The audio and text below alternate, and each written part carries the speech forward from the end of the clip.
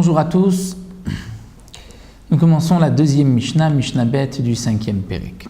Mazkirin, la Mishnah nous enseigne, on mentionnera Gevurot Geshamim, c'est-à-dire la force des pluies.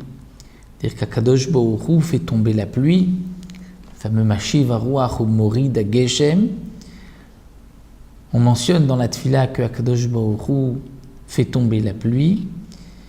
Et la pluie est appelée Gevurot Geshamim, comme explique ici le Barthénora, nom de la Gemara, puisque ça fait partie de la Gevura, de la force d'Akadosh Baruch Hu, de faire tomber la pluie, comme on le retrouve dans le Pasuk.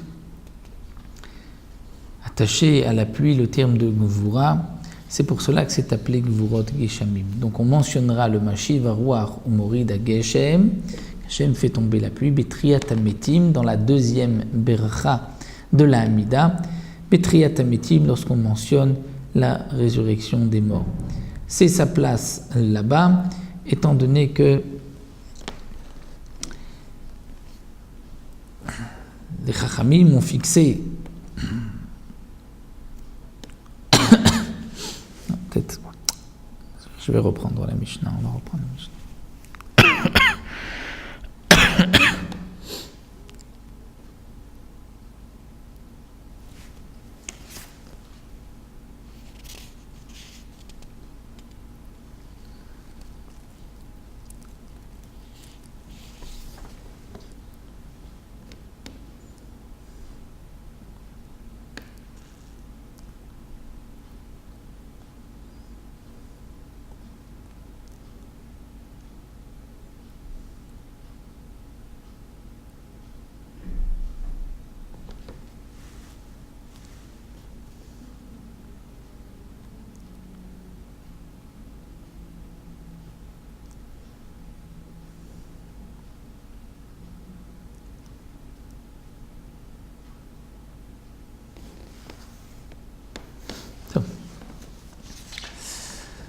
Bonjour à tous, nous commençons la deuxième Mishnah, Mishnah Bet du 5e Pérek.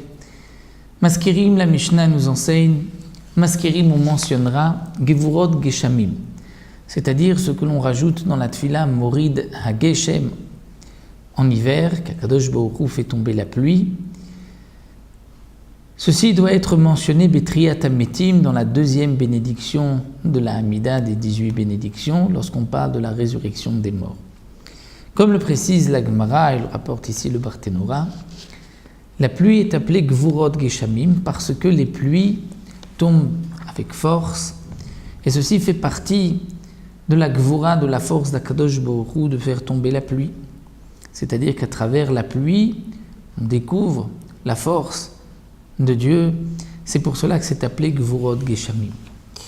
Certains Mefarshim expliquent aussi, non pas Koach, qui est un signe de force, mais Gevura. La différence entre Koach et Gevura, c'est que Koach, une force, c'est lorsqu'il n'y a pas de résistance, alors que Gevura, c'est une force contre une autre force, contre quelque chose qui vient résister. Là aussi, pour la pluie, il y a d'une certaine manière la Midat Hadin, c'est-à-dire la justice céleste, qui parfois va à l'encontre des Bnei Israël et qui se présente devant Dieu et dit non, les Juifs ne méritent pas la pluie. Malgré tout, Akadosh Baruch Hu est miséricordieux et il va nous amener de la pluie, nous faire tomber la pluie. C'est pour cela que la pluie est appelée Gevura, c'est-à-dire Gevura, puisque Hashem va à l'encontre de cette Midat Hadin, que lui-même, bien sûr, a instauré dans le monde. Donc on devra mentionner Mashiv HaRuach Umorid HaGeshem dans la deuxième bénédiction Triat HaMetim de la résurrection des morts, puisque la résurrection des morts et la pluie se ressemblent.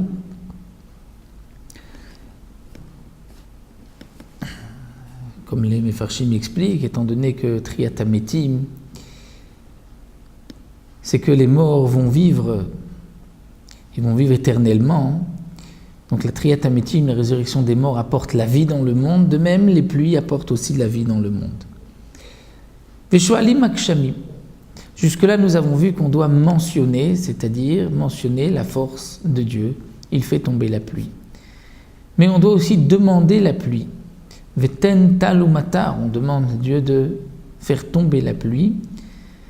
Et cette demande se fera Veshoalim Akshamim, on demande la pluie Beberkat Hashanim, dans la bracha de l'année, c'est-à-dire dans Barech Aleinu, qui se termine par Baruch Ata Hashem, Mevarech Hashanim, étant donné que c'est une bracha sur la Parnassa.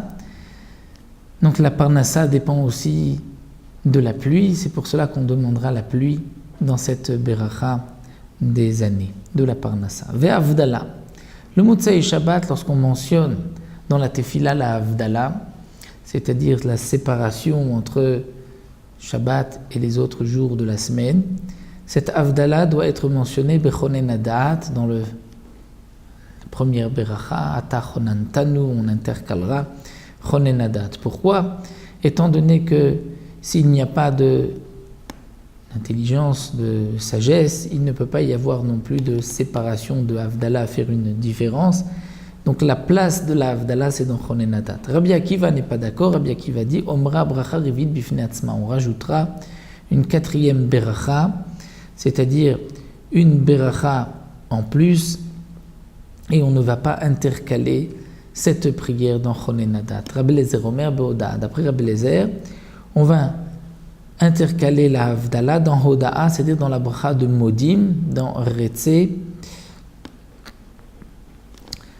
Lorsque commence Retzeh, c'est les 3 dernières berachot. Nous avons Retzeh qui correspond à la Avoda, au service du Beth Amikdash. On demande à Hachem de nous ramener la Avoda. Ensuite, Modim, on remercie Hachem, et ceci se termine par la bracha Atov Shimcha Ulcha Na'eh Leodot. Donc avant de terminer cette bracha de Modim, on devra intercaler la Havdala. Ça, c'est l'opinion de Rabbi Eliezer. La halacha est comme Tanakama, que la Havdala est intercalée dans Chonen Adat, comme marqué dans les Sidurim, et comme nous avons l'habitude de rajouter cette prière à la première beracha, c'est-à-dire des brachot intermédiaires. Comme nous l'avons expliqué, il y a les 3 premières où on loue Akadosh Baruch Hu, les 3 dernières où on remercie, et les brachot emtsayot, c'est-à-dire du milieu, où on demande ce qu'on a besoin.